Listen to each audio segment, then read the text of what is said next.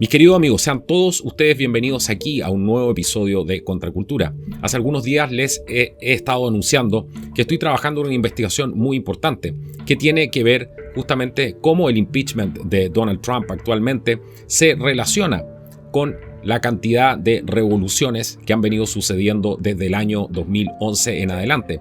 ¿Por qué a los demócratas les molestó tanto que Donald Trump pidiera apoyo a el presidente de Ucrania para investigar justamente a los Biden y investigar otras actividades que se venían realizando en Ucrania? Todo eso está relacionado, aunque ustedes no lo crean, a la cantidad de revoluciones que vienen sucediendo desde el año 2011 en diferentes países del mundo como Egipto, Sudán, Macedonia, Ucrania y muchos otros. Todo esto está relacionado, interconectado. Aún así, hay gente que sin conocer esta información piensa que todo esto es un movimiento netamente espontáneo, parte de un estallido social. Otros, sin embargo, piensan que hay realmente un intento por llevar en las sombras este tipo de revoluciones, financiarlas y llevarlas finalmente a la calle. Vamos a ver eso y mucho más el día de hoy. Vamos a aprender, vamos a sumergirnos en esta telaraña que hay detrás de todo esto. Y espero que con este video puedan sacar finalmente sus propias conclusiones al final. Acompáñenme. Evidentemente, si nos quedamos con la visión superficial que nos pueden entregar los medios de comunicación tradicionales, no vamos a entender absolutamente nada de lo que está sucediendo. Justamente eso es lo que vamos a abordar el día de hoy. Y lo primero que vamos a probar, como salí aquí en el programa de Glenn Beck, lo que vamos a probar es cuáles son los hechos que aquí se han configurado y que nos van a empezar a mostrar, a abrir esta caja de Pandora, donde nos vamos a dar cuenta justamente qué es lo que están haciendo en estos diferentes países. Lo primero que vamos a probar es cómo el Departamento de Estado, el Deep State o el Estado Profundo, en colusión con la comunidad de inteligencia de los Estados Unidos y las NGOs o las organizaciones no gubernamentales, están trabajando para fomentar la revolución en todo el mundo. Esto es aproximadamente desde el año 2011 en adelante, especialmente cuando estaba el último presidente demócrata de Estados Unidos, que fue Barack Obama. Fue donde se vio esto y empezó a surgir con mucha más fuerza, también durante la era de los Clinton, etc. Para quienes juzgan a Estados Unidos a priori y también con esa liviandad, no entienden que el problema que tiene realmente Estados Unidos es que en este momento el presidente Trump está en una lucha contra el Deep State o el Estado Profundo. Lo primero que vamos a ver aquí es mostrarles cómo el Departamento de Estado durante el gobierno de Obama estaba en colusión con estas agencias de inteligencia y estaban trabajando con estas organizaciones no gubernamentales. ¿Para qué? Para crear justamente una revolución en todo el mundo. ¿Cuál es el nombre de ese conjunto de organismos que están trabajando? Es la Sociedad Civil 2.0 o se llama Civil Society 2.0 en este caso. Grábense muy bien ese nombre, Sociedad Civil 2.0. Todo lo que está sucediendo hoy día es parte, y eso es lo que vamos a justamente probar, de esta Sociedad Civil 2.0. ¿Cuál es el gran socio, el gran partner? Es George Soros, uno de los financistas que trabaja junto al Deep State, un operador justamente del Deep State, y eso es lo que vamos a probar hoy día con documentación. El impeachment de Trump tiene mucho que ver con esta situación. Tenemos que entender que el whistleblower, los demócratas se han negado a mostrar a este whistleblower, ya que todos estos personajes están involucrados y han sido protegidos. Eso es lo que vamos a ver también. De a poco se van a ir dando cuenta qué es lo que tiene que ver todo esto y cómo van encajando las piezas del puzzle. ¿Cuál es el objetivo, el goal, la meta final que tiene esta Sociedad Civil 2.0 que fomenta la revolución alrededor de todo el mundo? Es crear un sistema de justicia en las sombras, reemplazar los actuales sistemas de justicia que tenemos, otorgándole poder obviamente a organizaciones que no lo tienen, que están infladas, que las están inflando, otorgándoles este poder, reescribir las constituciones, escuchen muy bien, y poder elegir ellos mismos a sus líderes que van a poner a la cabeza de estos países una vez que estas revoluciones hayan sido efectivas. Este es el blueprint. Esta es justamente el mapa para probar, el mapa del tesoro para poder probar qué es lo que hay detrás de todo esto. Su objetivo siempre que hacen estas revoluciones es poder cambiar las constituciones. ¿Por qué? Porque eso es lo que vamos a ver más adelante. ¿Cuál es el objetivo de cambiar las constituciones? Es saltarse los sistemas de defensa que puedan tener los países y de esa manera saltarse todo el aparato militar, el aparato de defensa. Ese es básicamente el gran objetivo y obviamente poder repartir el poder y todo eso. Pero uno de los grandes objetivos es anular los sistemas de defensa y por eso empiezan a hablar ellos de empezar a reformular, de reformar ciertas instituciones, especialmente las que administran el uso de las armas para el Estado. Todo esto se hace en nombre de la democracia.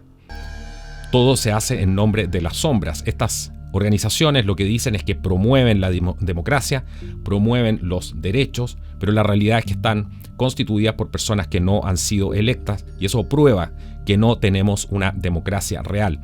Y todo esto está hecho completamente en las sombras. ¿Qué es este Civil Society 2.0 o cuál es esta sociedad civil 2.0 que les pedí que se grabaran desde un principio? Recordémonos de la época de la primavera árabe, cuando todo el mundo estaba en la calle en esos países, especialmente lo que pasó en Egipto.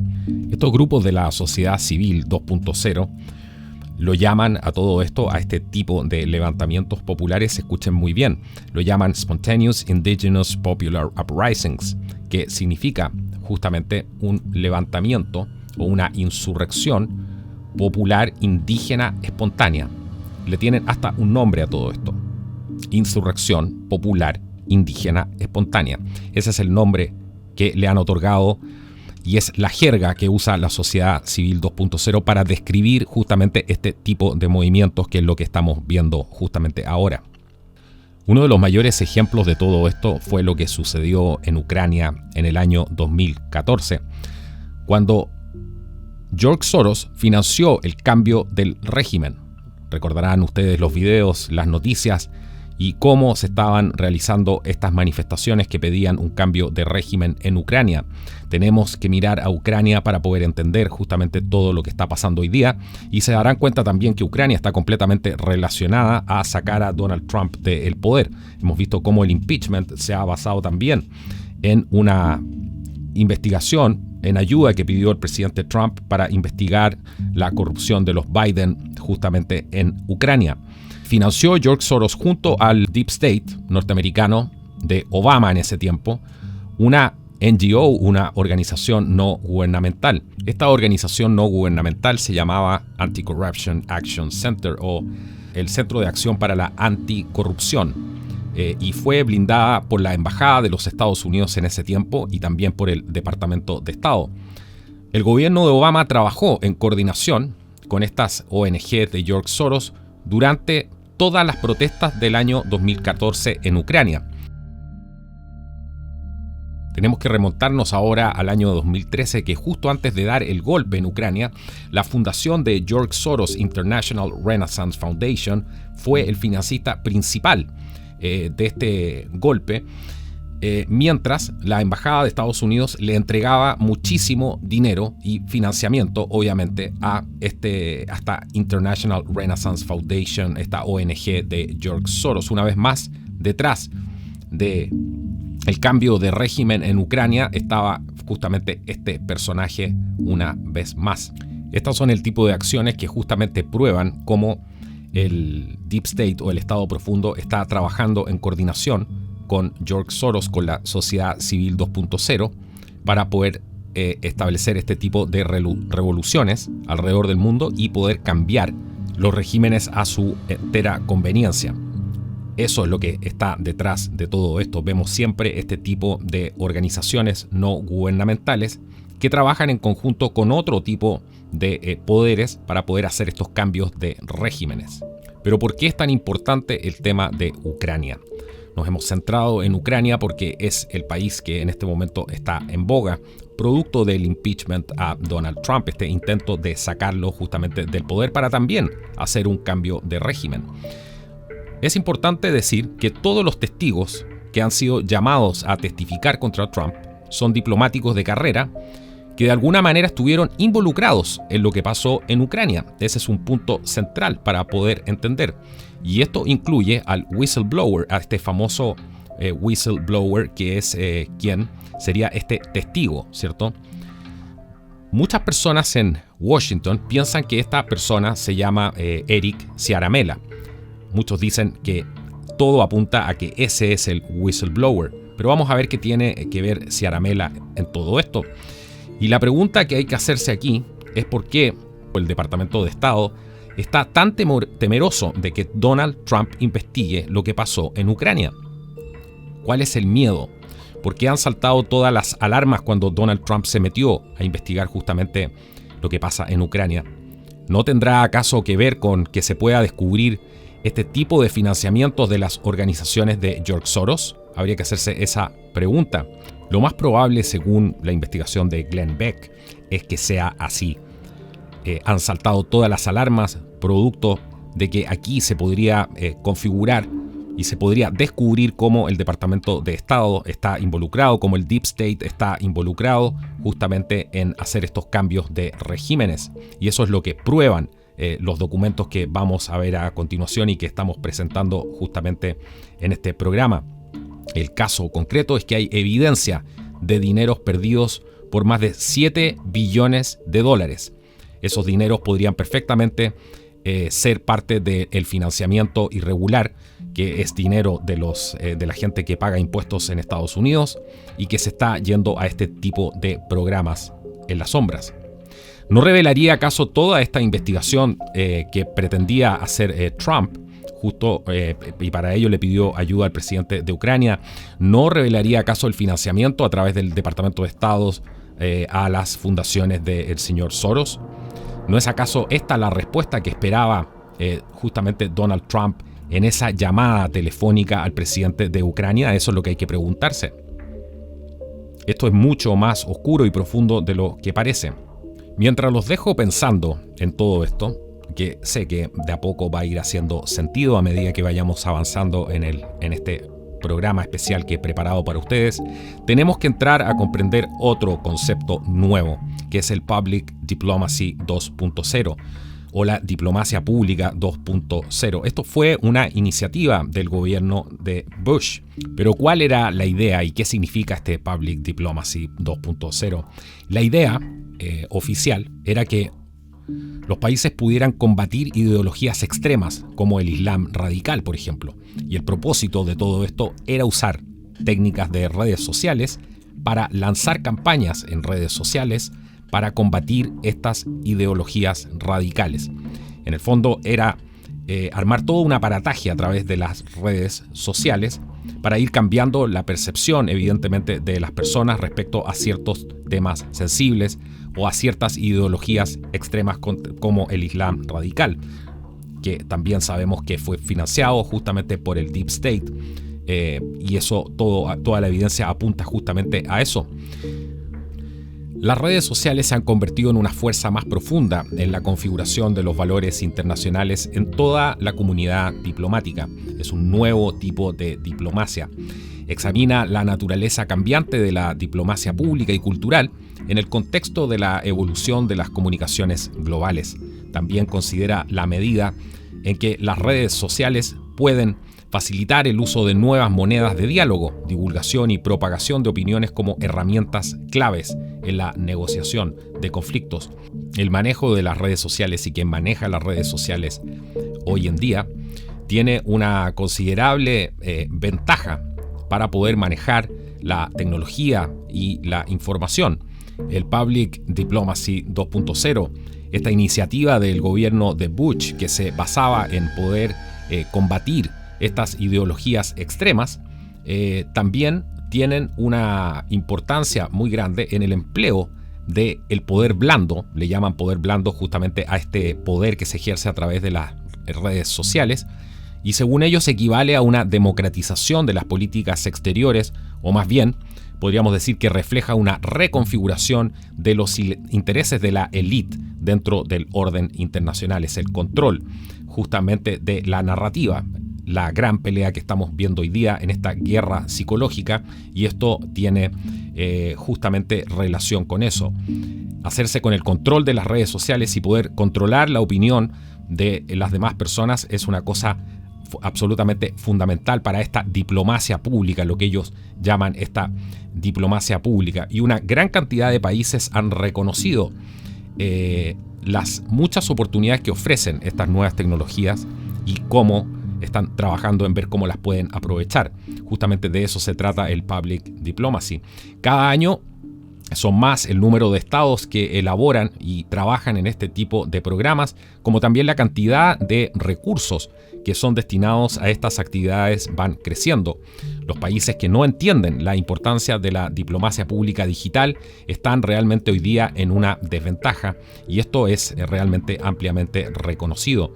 La Public Diplomacy 2.0 son técnicas que hacen referencia específica a los Estados Unidos y el Reino Unido. Fueron desarrolladas por ellos. Fueron los primeros que hicieron estos meetings para convocar justamente jóvenes talentos para poder empezar a entrenar a esta gente para ir moldeando justamente la opinión pública en el nombre de la libertad, en el nombre obviamente de la democracia, como siempre lo han hecho.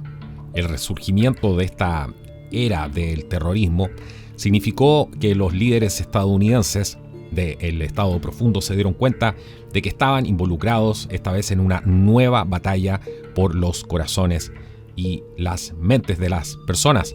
James Glassman, el predecesor de McHale en el Departamento de Estado, que es el responsable de articular el concepto mismo de Public Diplomacy 2.0, parece él tener una visión muy sólida al respecto.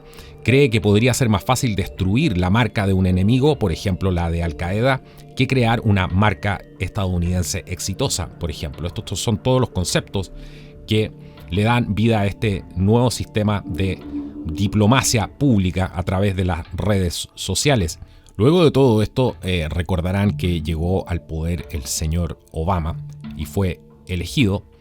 Y en la nueva administración entró en el juego Hillary Clinton y cambiaron este concepto de Public Diplomacy 2.0 por Civil Society o Sociedad Civil 2.0. Ahí se hizo justamente este cambio y se empezaron a unir todos estos factores. Esto tiene ciertas similitudes con Open Society de George Soros, que es uno de los principales financistas y se encuentra. Es cosa de investigar un poco, como les estamos mostrando en este programa, y vamos a ver que siempre la figura de Soros emerge justamente aquí junto a la colaboración directa del Estado Profundo o del Deep State. Pero sin embargo, todo esto está hecho en nombre de la democracia, en nombre de hacer las sociedades más libres, más abiertas. Pero la verdad es que lo que vemos es totalmente lo contrario, un intento absolutamente planificado de derrocar diversos gobiernos, y en el fondo lo que hay detrás de todo esto es el socialismo, es instaurar el poder, es llegar al poder por una vía no convencional, en este caso mediante la subversión, y no podemos permitir que grupos de poder de estas élites vengan justamente a imponernos todo este tipo de cosas desde las sombras. Poderes que no han sido electos absolutamente por nadie, sin embargo se están tomando el poder en nuestros diferentes países en nombre de la democracia. Finalmente, lo que ocurrió aquí es que Civil Society 2.0 se convirtió en el campo de entrenamiento para lo que luego se iba a denominar estos levantamientos indígenas populares. Cuando se usan términos, por ejemplo, como sociedad civil, Open Society, sociedad abierta o expandir la democracia, en realidad estamos hablando de socialismo. Es por eso que finalmente todo se trata de promover este tipo de agendas. El problema es que todo esto además como hablamos anteriormente, se hace absolutamente en el más profundo secreto. Esta sociedad civil 2.0 llegó a Ucrania en el año 2011, cuando comenzaron a hacer estos tech camps o campos tecnológicos, donde le enseñaban a la gente, a los activistas nativos y a todas las ONG a movilizarse, a hacer y llevar su activismo online a las calles. Es justamente por eso que el Parlamento ucraniano denunció que el Departamento de Estado norteamericano estaba entrenando gente en la calle para hacer esta revolución. De eso se trata justamente, echar abajo un país completo y moldearlo hacia su ideología política. Ucrania fue usado como un campo de pruebas justamente para esta estrategia de 4 etapas. Ahora esto está pasando en todo el mundo.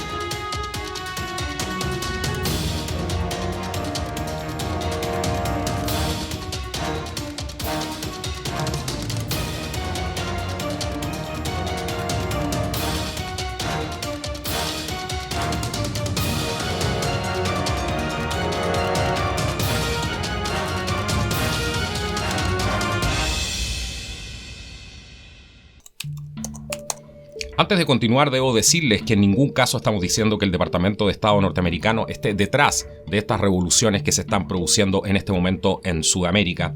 Simplemente vamos a ver cómo se ha utilizado esta fórmula para desestabilizar a los países, cambiar los gobiernos, cambiar las constituciones y crear un sistema de justicia en las sombras. Esto de Ucrania es solamente un ejemplo, pero abre las sospechas para lo que realmente está pasando detrás.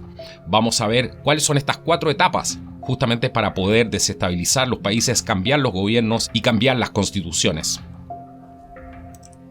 Vamos a desmembrar un poco el plan de Civil Society 2.0, de esta sociedad civil 2.0, identificando las 4 etapas claves de este plan. Número 1, el Departamento de Estado identifica, entrena y financia grupos de la sociedad civil para que se movilicen. Esto es simplemente diseñar para hacer una revolución, generar caos y hacer colapsar el régimen. Es aquí donde entra el término leaderless revolutions o revoluciones sin líderes. Se han fijado que justamente ese es el término que acuñan los medios de prensa. Dicen que no hay líderes detrás de esta revolución. Es por ello que es tan difícil poder terminar justamente con este método de revolución, ya que aparentemente no hay líderes visibles. Número 2, cuando emerja la oportunidad, activistas entrenados por el Deep State entrarán en acción. Ejemplo, la primavera árabe en el Medio Oriente y el norte de África. Número 3, el Departamento de Estado y sus proxies apoyan activamente la oposición. Ahí comienzan a aparecer discursos y declaraciones que hablan, por ejemplo, que Trump es un peligro para las políticas institucionales o que el señor Piñera es un dictador. Empiezan a hablar de que los presidentes que están legalmente constituidos comienzan a ser un peligro para la democracia. ¿Se fijan? Eso es justamente lo que hemos estado viendo ahora. Es exactamente el mismo discurso. También se comienza a ver a la gente de la oposición comenzar a ayudar activamente a través de distintas personalidades en las calles o a la gente que está protestando, los medios de prensa, etc. Aquí no importan las causas de las protestas ni lo que piden los manifestantes a estas alturas. Se trata simplemente de dirigir al movimiento para cumplir con estas metas y lograr el plan final. Número 4, una vez que el cambio de régimen ocurra, infiltrar el nuevo gobierno con líderes elegidos por esta sociedad civil. Este tema es mucho más complejo de lo que parece, por lo que ya se estarán dando cuenta. La receta se cumple a la perfección, si bien es cierto el Departamento de Estado, y no estamos diciendo que el Departamento de Estado norteamericano esté detrás de todo esto en este caso puntual, pero sí toda la evidencia apunta a que fueron ellos los que el Deep State fue justamente el que desarrolló este tipo de mecanismos para poder armar las revoluciones en distintos países de la mano de estas ONG. Es exactamente lo mismo que estamos viendo ahora. El plan, esto es una copia perfecta y al parecer este es exactamente el mismo plan que estamos viendo en los países de América. Antes de continuar, es necesario entender que para poder lograr un objetivo es común que varios entes se alíen para poder lograr finalmente ese objetivo, el objetivo de desestabilizar a los países. Lo que estamos viendo en Sudamérica obviamente tiene otros actores, pero al parecer la fórmula para poder lograr la desestabilización es exactamente la misma. Una de las cosas fundamentales que hay que entender que en la etapa 4, una vez que el cambio de régimen ocurra, dice infiltrar el nuevo gobierno con líderes elegidos de la sociedad civil. Se preguntarán ustedes entonces cómo se van a deshacer de las personas patriotas o las personas que aún defienden el modelo anterior que había. Bueno, muy fácil. Aquí entran en juego otras ONGs, como en el caso de Ucrania, el Anti-Corruption Action Center o el Centro de Acción Anticorrupción, que también fue financiada, adivinen por quién, por George Soros. Y su objetivo es crear un sistema paralelo de justicia que les permita ir en contra de todos sus opositores y les va a permitir a la vez proteger a aquellos que están de su lado en este nuevo escenario. Una vez más, se inflan estas instituciones, se les empieza a otorgar poder a estas instituciones que no han sido electas para crear un sistema paralelo de justicia. Crear un sistema paralelo de justicia es justamente la clave para poder hacerse con el poder, para poder perseguir justamente a los opositores y para blindar a aquellos que van a apoyar a este nuevo régimen. Es en este punto donde aparecen y se desclasifican una serie de correos electrónicos que prueban cómo Soros y el Departamento de Estado, el Deep State, trabajaban en Ucrania en proyectos relacionados a la justicia criminal ucraniana. Todo esto va cobrando más sentido cuando los demócratas y Adam Schiff temen nombrar finalmente el nombre del whistleblower que está involucrado en este caso de impeachment que le quieren hacer al presidente Trump. ¿Y por qué tienen miedo de nombrar al whistleblower? Porque como ustedes han podido ver en todas estas pruebas, aparece el nombre de este señor relacionado en absolutamente toda esta trama que existía desde antes. En este artículo que estamos viendo de ERT, del 1 de junio del 2015, el autodenominado defensor de la nueva Ucrania, George Soros, fue hackeado y lograron obtener correspondencia entre Soros y el presidente de Ucrania, Petro Poroshenko. Este documento que les muestro justamente a continuación es esta carta que está firmada justamente por el señor Soros. Al final lo pueden ver justamente aquí. Es un documento confidencial en su tiempo y que liberaron estos hackers.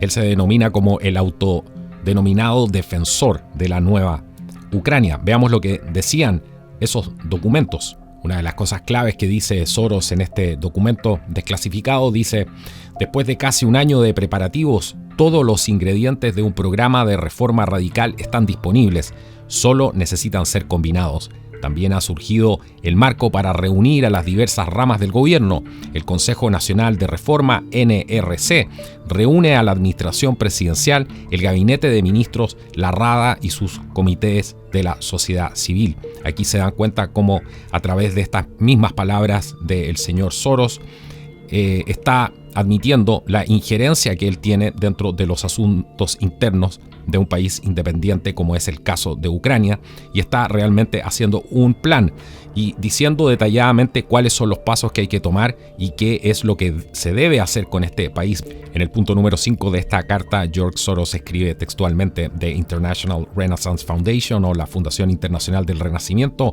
que es la rama ucraniana de las fundaciones de Soros, fue el único partidario financiero de la NRC hasta ahora y será uno de los principales partidarios de la PMO, que se encarga de financiar la NRC y de implementar varios proyectos de reforma de ahora en adelante. Está admitiendo abiertamente cómo estas fundaciones están justamente financiando estos cambios sociales y cómo van a llevar a cabo de ahora en adelante, dice Soros, estas reformas.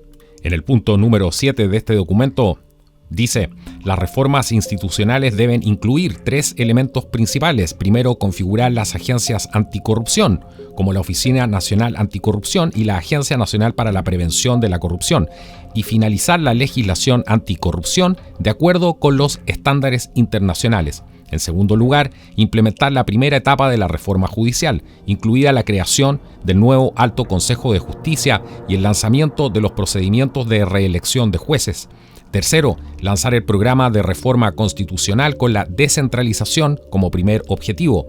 Se dan cuenta, es una pauta total para lo que hay que hacer justamente en Ucrania. Está dictando justamente lo que debe hacer Ucrania de ahora en adelante y utilizando todas estas fundaciones, todos estos aparatos no electos, está moldeando el futuro de ese país en nombre de una sociedad abierta, en nombre de la democracia y en el nombre de un país abierto.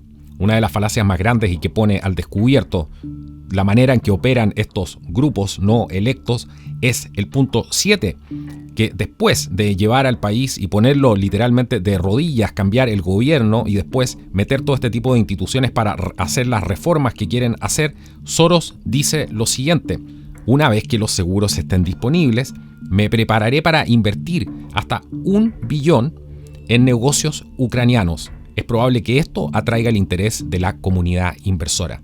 Es justamente este el esquema que hemos visto en innumerables oportunidades también en la familia Rothschild cuando Napoleón perdió la batalla de Waterloo. Sin embargo, ellos contaban con información privilegiada y transmitieron la noticia falsa de que Napoleón había ganado. Con eso se desplomó la bolsa de Londres y justamente esto propició que ellos pudieran comprar todo a un precio de ofertón. Es justamente eso lo que vemos aquí y que se va repitiendo en todas estas élites que toman estas decisiones de negocios una vez que primero propician justamente el caos y después van y compran todo a precio de gran oferta. En otro párrafo, siguiendo con estas instrucciones y este plan de lo que van a hacer, dice: Ucrania debe convertirse de una fuente de riesgo político a un destino de inversión atractivo. Esto requerirá mayores EFF y reseguros para el seguro de riesgo político a tasas atractivas. Esto es un ejemplo claro de cómo opera el poder detrás de las sombras, que mucha gente durante mucho tiempo pensó que esto era una conspiración.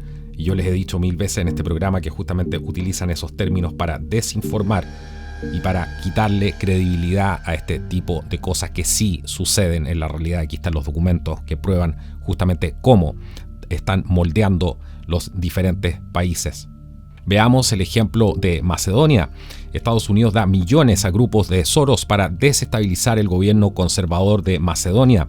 El gobierno de Estados Unidos ha gastado silenciosamente millones de dólares de los contribuyentes para desestabilizar el gobierno democráticamente elegido de centro derecha en Macedonia, coludiéndose con el filántropo multimillonario de izquierda George Soros, según muestran los registros obtenidos por Judicial Watch. La embajadora estadounidense de Barack Obama en Macedonia, Jess Bailey, ha trabajado detrás de la escena con la Fundación Open Society de Soros para canalizar grandes sumas de dólares estadounidenses para la causa, lo que contribuye una interferencia del embajador estadounidense en asuntos políticos internos en violación a la Convención de Relaciones Diplomáticas de Viena.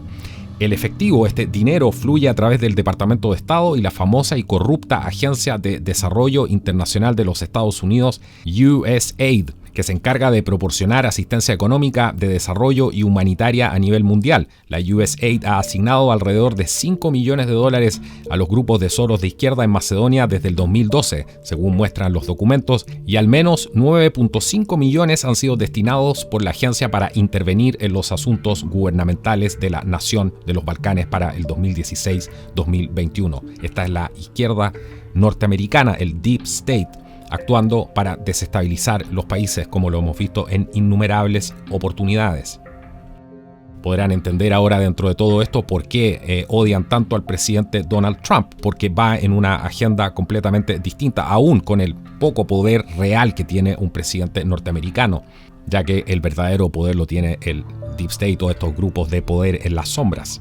La Open Society Foundation ha establecido y financiado a docenas de organizaciones no gubernamentales ONGs de izquierda en Macedonia para derrocar al gobierno conservador. Un funcionario del gobierno de Macedonia entrevistado por Judicial Watch en Washington, D.C., recientemente lo llama la infantería de Soros.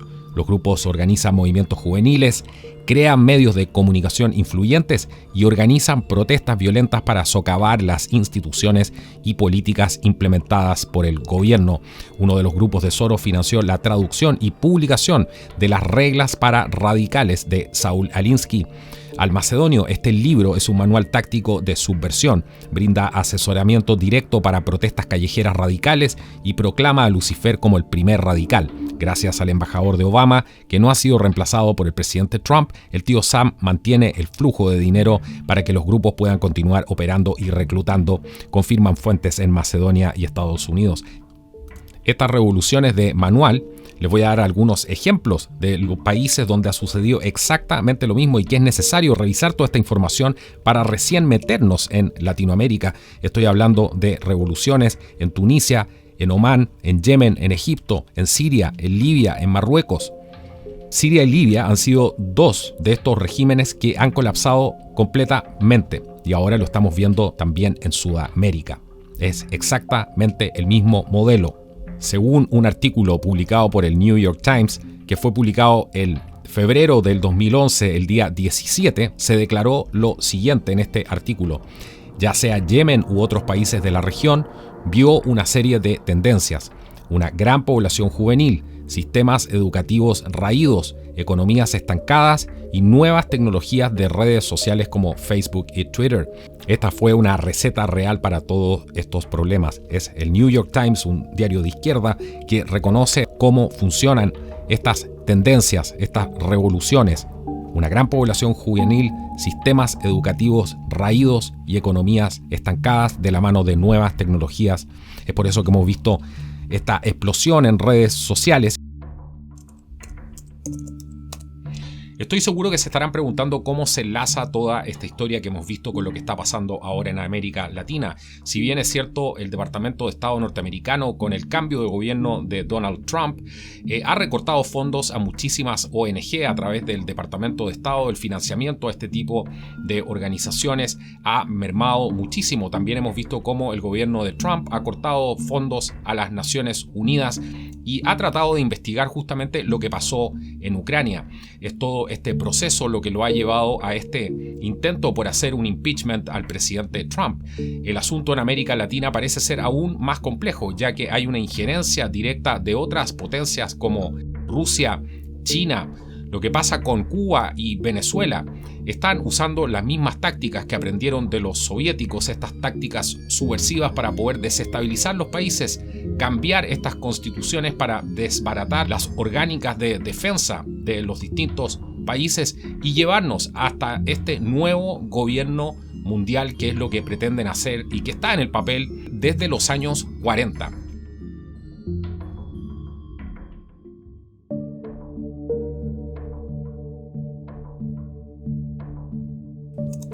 Vamos ahora a sumergirnos en la telaraña de organizaciones no gubernamentales que son parte de esta sociedad civil 2.0, que es lo que hemos estado viendo. Organizaciones, muchas de ellas que están financiadas por George Soros, como el caso de International Crisis Group, que es esta página que estamos viendo a continuación. Ellos se definen como una organización que está en contra de la guerra y dando forma a la paz. Esta organización, el International Crisis Group, es financiada justamente por Open Society Foundations, por la fundación de George Soros, además de Rockefeller Brothers Foundation y otras más. Una de las organizaciones que más llama la atención es Ciudadanía Inteligente. Esta es una organización que funciona en Chile. Justamente esta es la sociedad civil que está operando en Chile. Vemos en su página, lo primero, no estamos en guerra, del descontento a la acción. Dice, si el sistema político de América Latina no se abre a las demandas de la ciudadanía, el descontento llegará a un límite. Ellos dicen que son una organización latinoamericana inclusiva y feminista que lucha por la justicia social y por la transformación de las democracias. ¿En qué están transformando esa democracia? Hablan de la Alianza por los Algoritmos Inclusivos, por ejemplo. Data Igualdad revisa con datos y gráficas simples cómo los privilegios de unos pocos fomentan la desigualdad en América Latina y el Caribe. Fomenta la participación y conciencia cívica de los niños, niñas y adolescentes para que puedan crear propuestas a problemáticas percibidas en su escuela o contexto local. Ya están metiendo a los niños en problemas sociales cuando los niños lo que tienen que hacer es justamente disfrutar su infancia. Me representa, conoce aquí cuáles son las candidaturas comprometidas con los derechos humanos y quiénes representan mejor tus posturas en periodos de elección. Pero veamos quiénes apoyan a esta ciudadanía inteligente. Open Society de George Soros, la UNDP de Naciones Unidas, Google, UNICEF.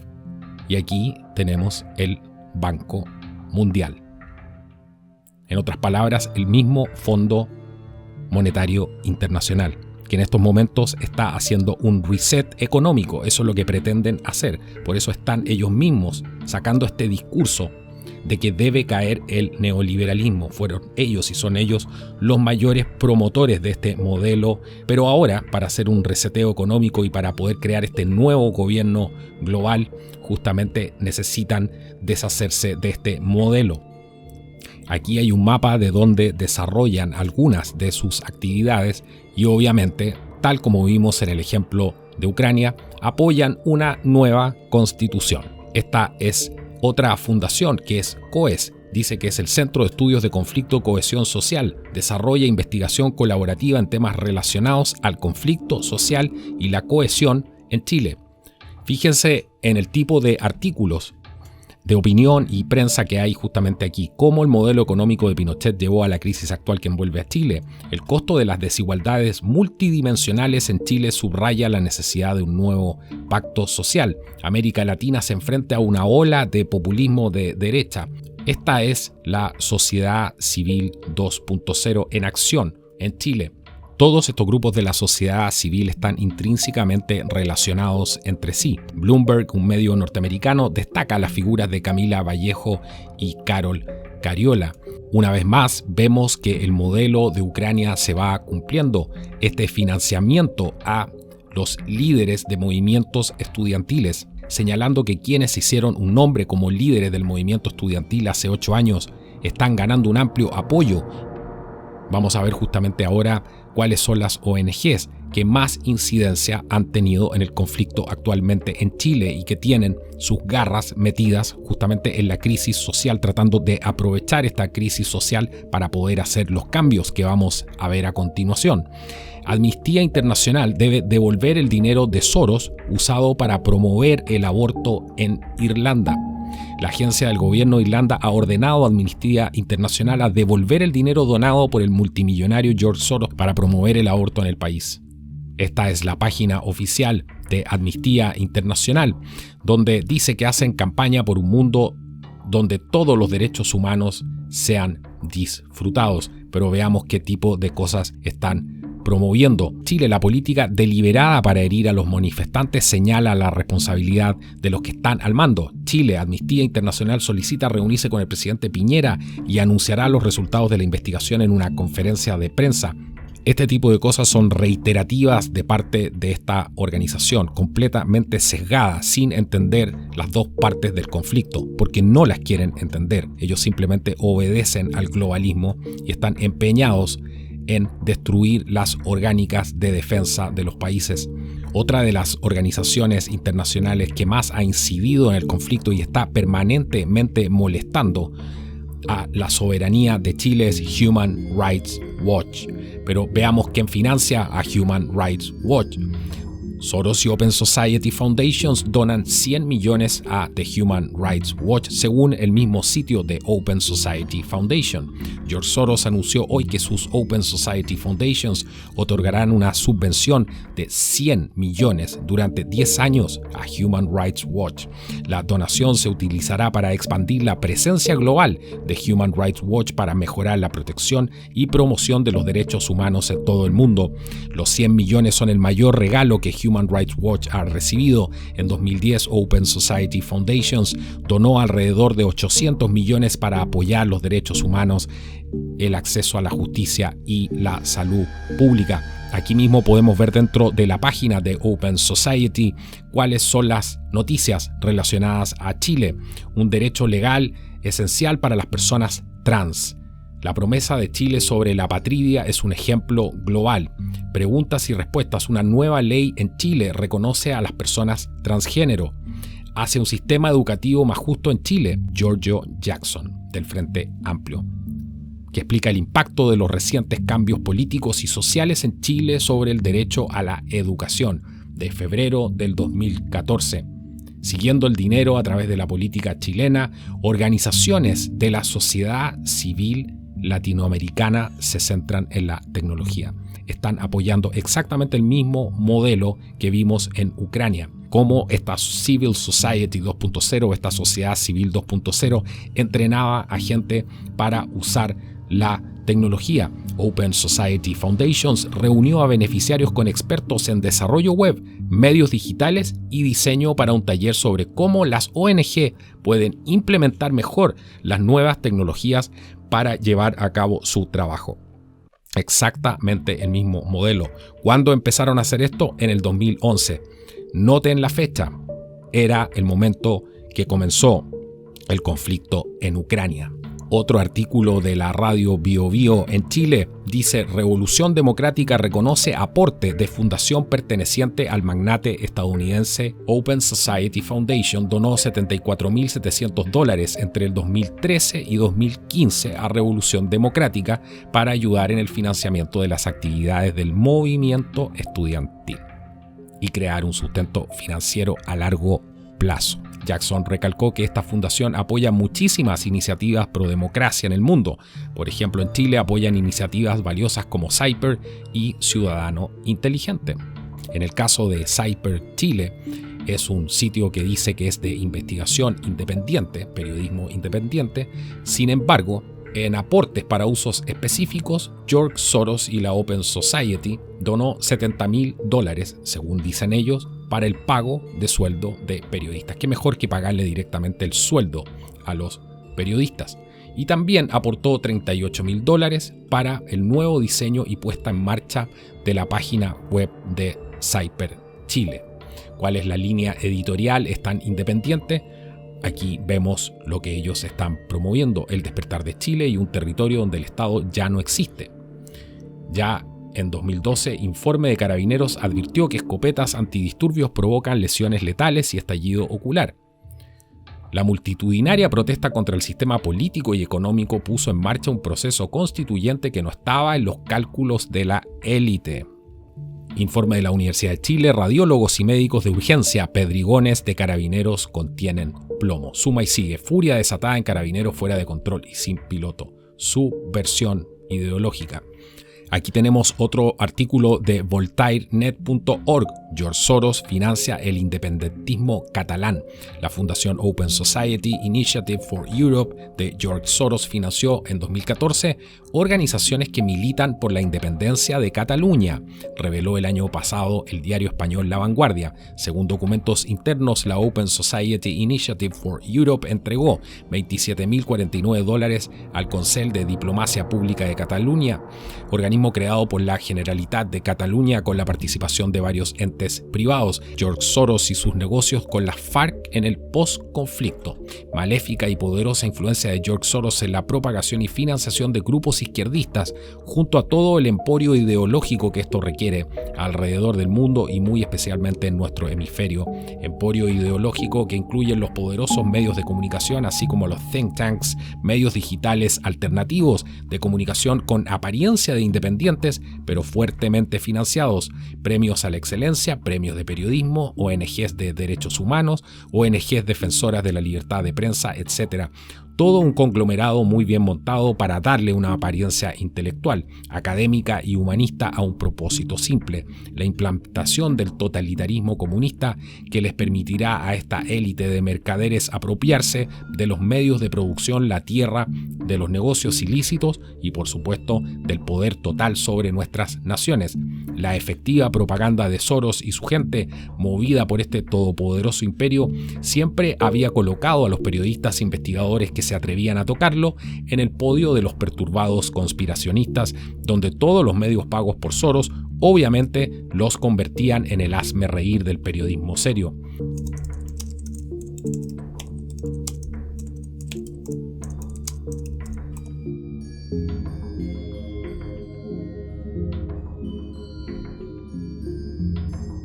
Hablar de George Soros es hablar de Smartmatic, la compañía de voto electrónico responsable del fraude electoral en Brasil, Venezuela y Argentina.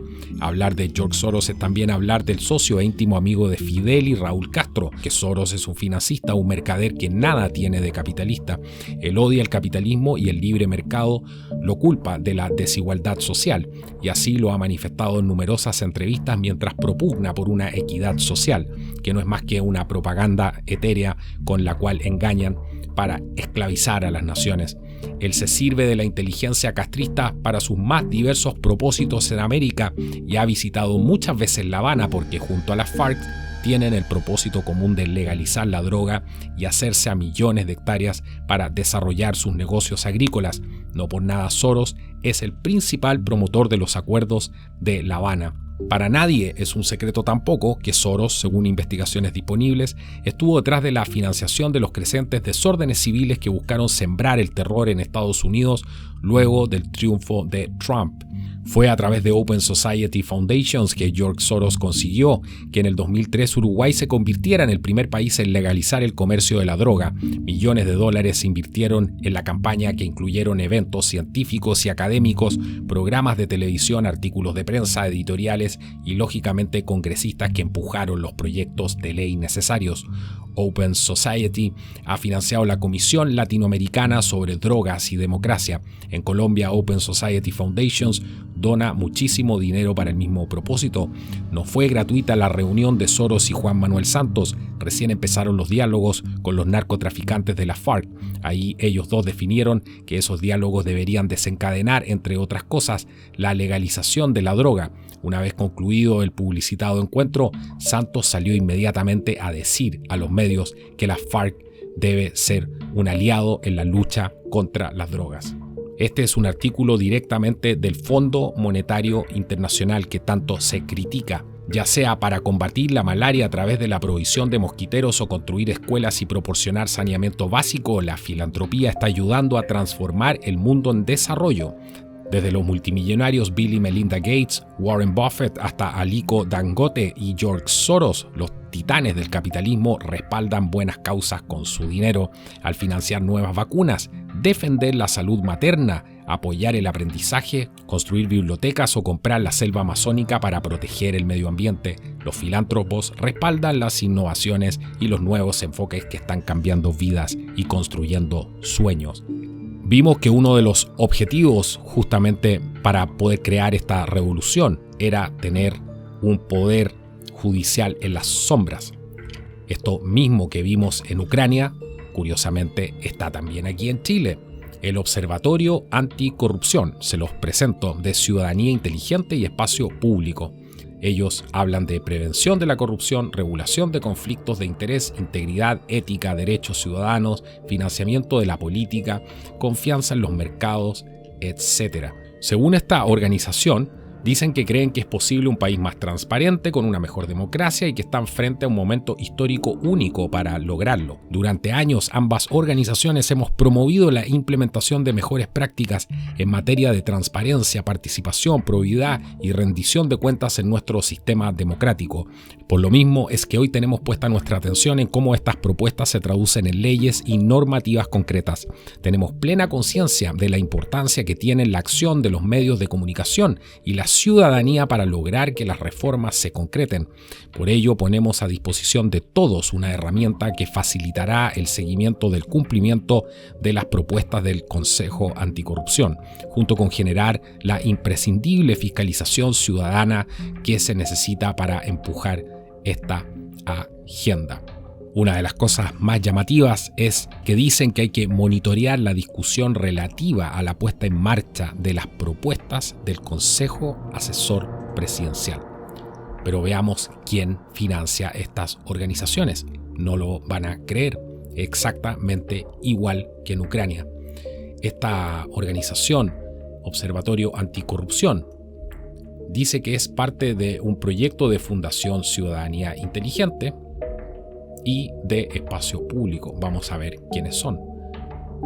Según su actual política de financiamiento, los fondos de espacio público solo pueden provenir de fuentes internacionales, entidades académicas, fondos públicos destinados al desarrollo de estudios independientes, bla, bla, bla, bla. Entre nuestros donantes actualmente figura Ford Foundation. No aparece aquí Open Society Foundation.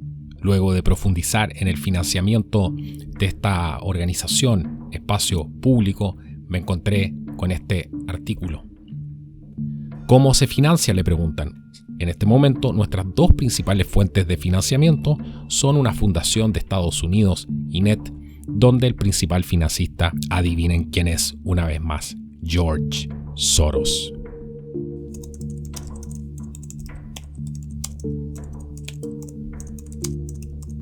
Debo decir que me he llevado una gran sorpresa al encontrar estos mismos conceptos en Chile, ya que esta investigación partió todo de materiales obviamente hechos en inglés. En esta otra página del sitio web de Espacio Público encontramos la Red Anticorrupción Latinoamericana. Es una red internacional compuesta por Espacio Público y otros 7 centros de estudios de la región que tienen como objetivo propiciar el intercambio de conocimiento y de experiencias de incidencia, así como la generación de investigación comparada, etc. Red de Anticorrupción de Latinoamérica.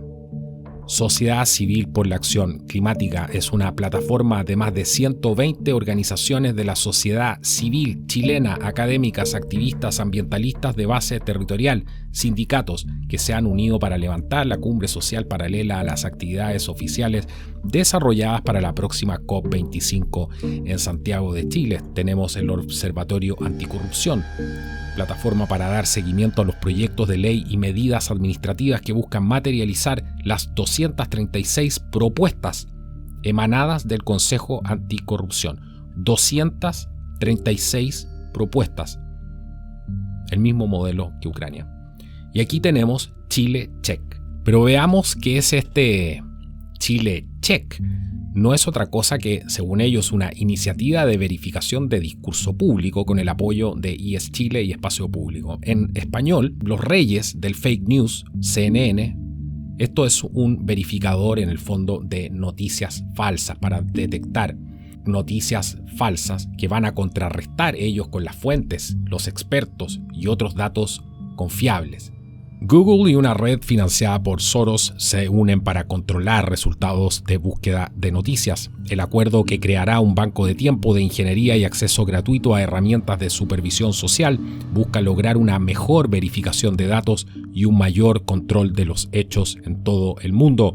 Google y la Red Internacional de Verificación de Hechos, por sus siglas en inglés, IFCN, resolvieron asociarse con el fin de comprobar los hechos. Este artículo de la BBC nos da un ejemplo clarísimo de cómo se manipula la información en el extranjero. Amnistía Internacional. Chile utiliza la violencia como un elemento disuasorio. Las fuerzas de seguridad de Chile han herido deliberadamente a personas que participan en las manifestaciones masivas actuales, dice Amnistía Internacional. Las fuerzas de seguridad bajo el mando del presidente, principalmente el Ejército y la Policía Nacional, están llevando a cabo ataques generalizados utilizando fuerza innecesaria y excesiva con la intención de herir y castigar a los manifestantes, según el informe. Si esta gente estuviera tan preocupada de los derechos humanos, le dirían a los manifestantes que no ataquen a carabineros, que no se expongan y que no vayan a provocar a los cuarteles militares, porque lo que necesitan son justamente bajas. Este es un ejemplo de cómo el aparato de las noticias falsas está al servicio de la narrativa de Soros para justamente el tema comunicacional de Chile. Más de 30 importantes organizaciones de noticias vinculadas a George Soros. Un artículo bastante largo que muestra muchas de las agencias de noticias y periodistas que están ligados directamente a este personaje. Aquí tenemos más de la sociedad civil directamente desde la página de Open Society Foundations. Seguir el rastro del dinero en la política de Chile. La organización sin fines de lucro Ciudadano Inteligente se creó en el 2009 con el objetivo de reducir la desigualdad en Chile y otros países de América Latina y enfocó su labor en fortalecer la democracia, defender la transparencia y aplicar la tecnología para estos fines. Desde entonces hemos puesto en marcha proyectos que facilitan el acceso a la información, la observación de elecciones, la vigilancia de funciones gubernamentales y la apertura legislativa, entre otras cosas. Eso es exactamente lo que estamos viendo. Y lo más complejo es que aquí hablan de la observación de las elecciones y todo en nombre de la democracia. En respuesta a los escándalos, la presidenta chilena Michelle Bachelet, porque este es un artículo del año 2016, instó a que se conformara un Consejo Asesor Presidencial contra conflictos de interés, tráfico de influencias y corrupción, en el cual participó Ciudadano Inteligente. La actuación del Consejo redundó en una serie de proyectos de reforma legislativa sobre el financiamiento político, partidos políticos y otras cuestiones. Esta gente es la que nos va a venir a controlar todo, una vez más, de nuevo, en nombre de la democracia. Esta es una falacia. Para los que no recuerdan esta noticia, yo sí la recuerdo. Bachelet destacó el compromiso de Yoko Ono con la paz y la tolerancia.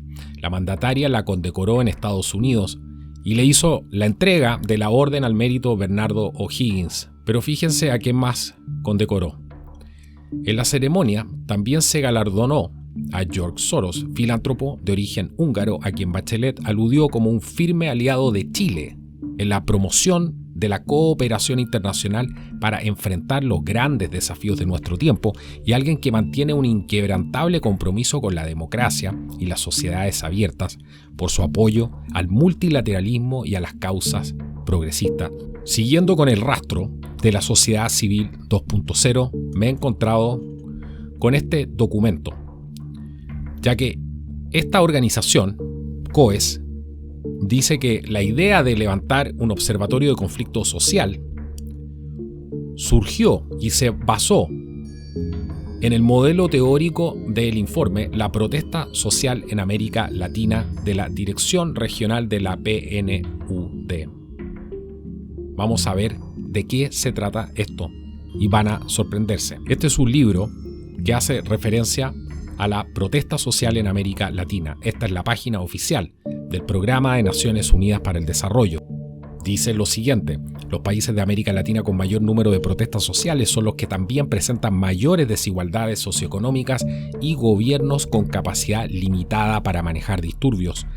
Pero ¿qué es este libro, este informe? Vamos a ver de qué se trata. Este documento es del año 2012. Habla de la multicrisis global y en todo lo que se enfoca es en las crisis, detectar crisis, ver oportunidades a través de estas crisis para cambiar el sistema, es en el fondo.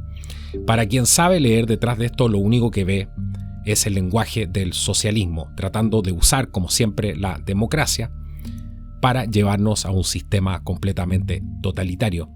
Fíjense los términos que se utilizan aquí. Se habla de la democracia como orden conflictivo.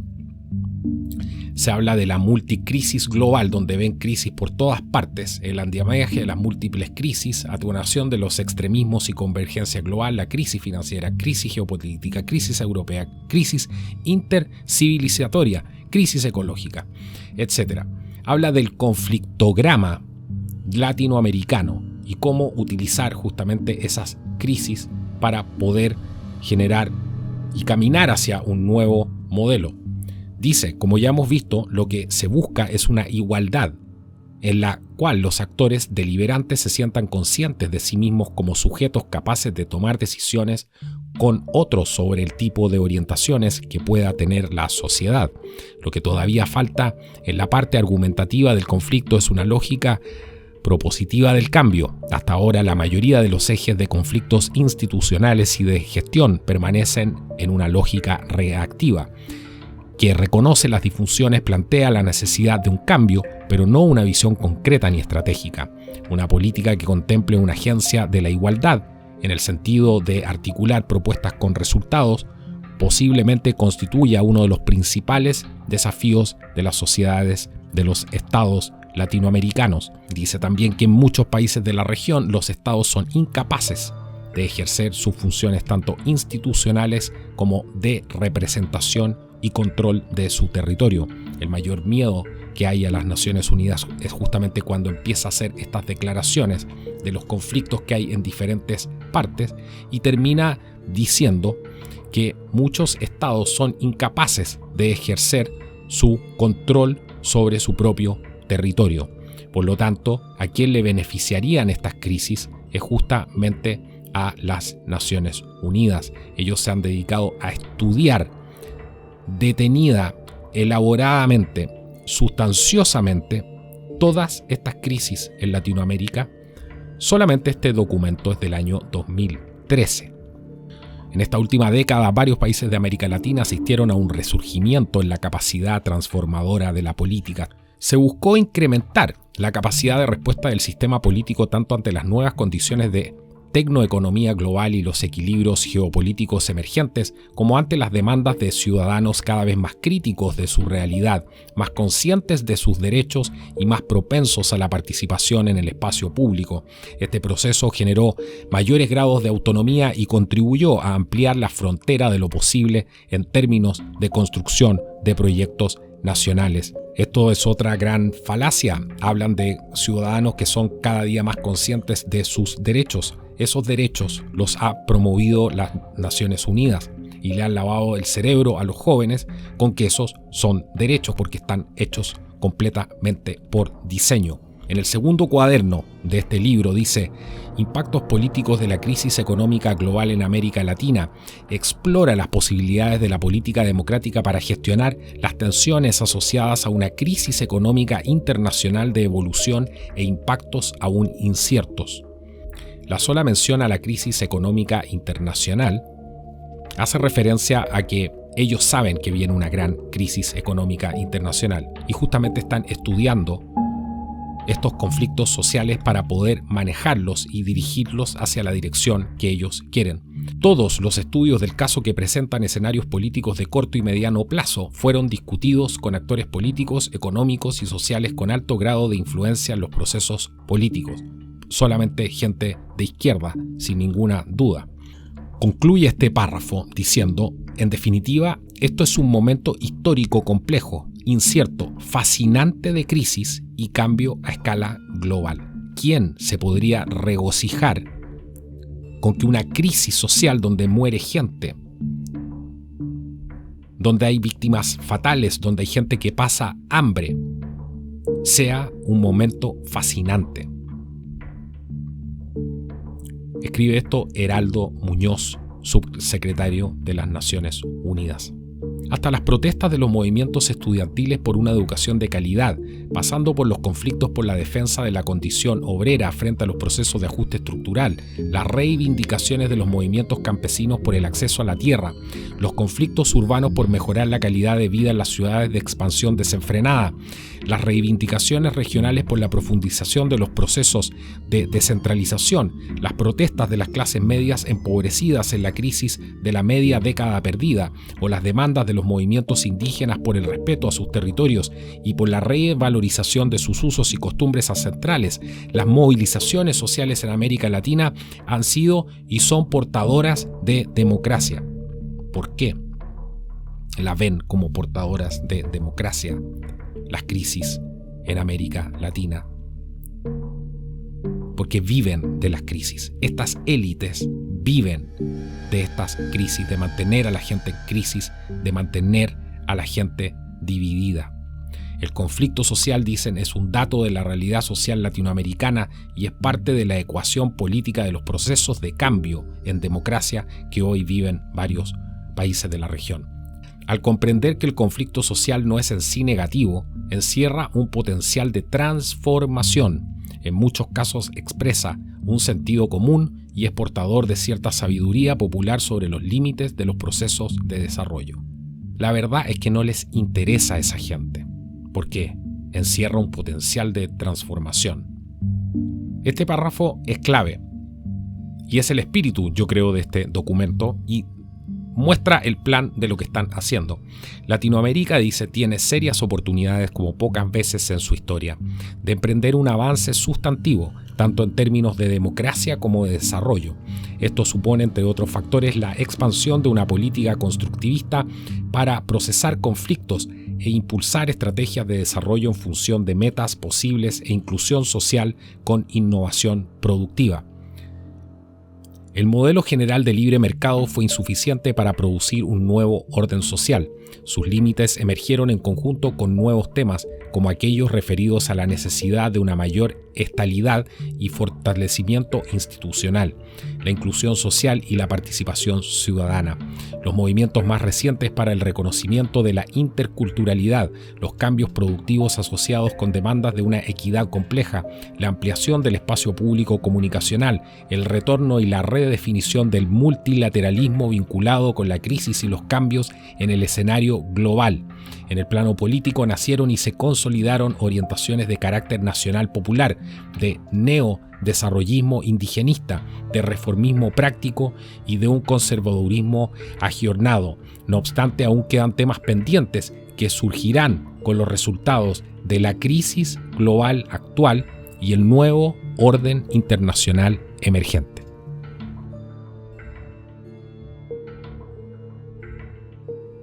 Están admitiendo abiertamente que este modelo general de libre mercado que llaman ellos, que está promovido además por las mismas instituciones que son de las Naciones Unidas como el Fondo Monetario Internacional del que ellos tanto reclaman, en este párrafo lo dicen todo.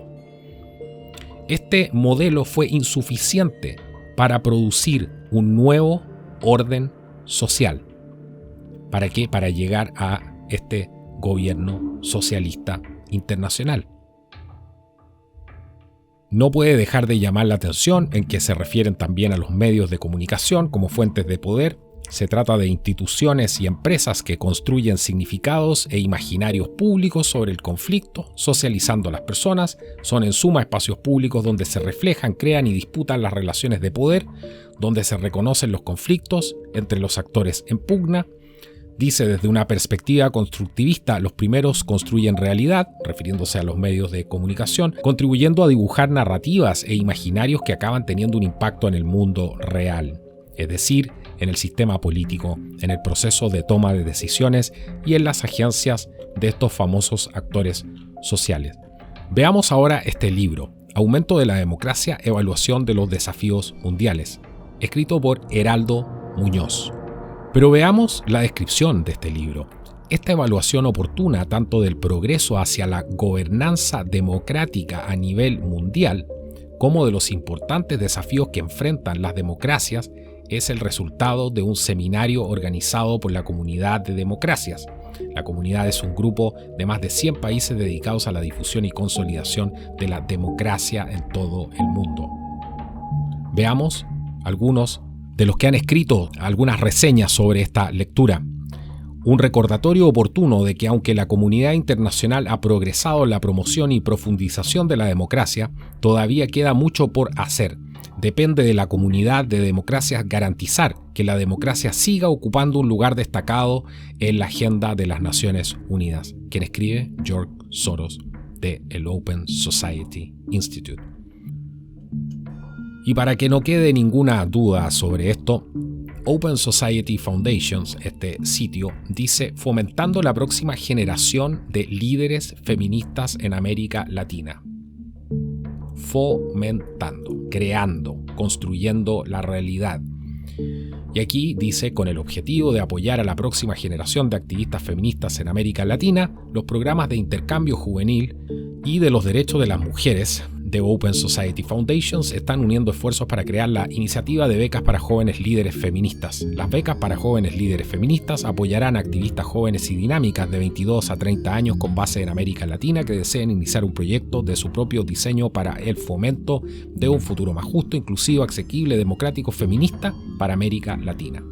Una de las cosas más importantes, la fuerza bruta, lo que está actuando aquí.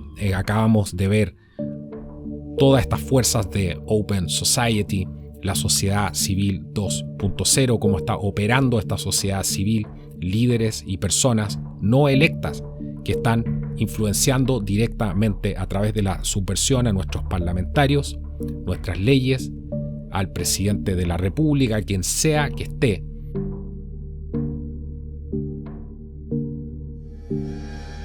Es por eso que la mayoría de la gente hoy día se identifica con algún u otra idea que venga de esta Open Society, simplemente porque han sido inyectadas y ha habido una publicidad tremenda, una propaganda tremenda para poder insertar todos estos conceptos en la sociedad hasta que se vuelvan realidad tal como ellos lo están diciendo abiertamente.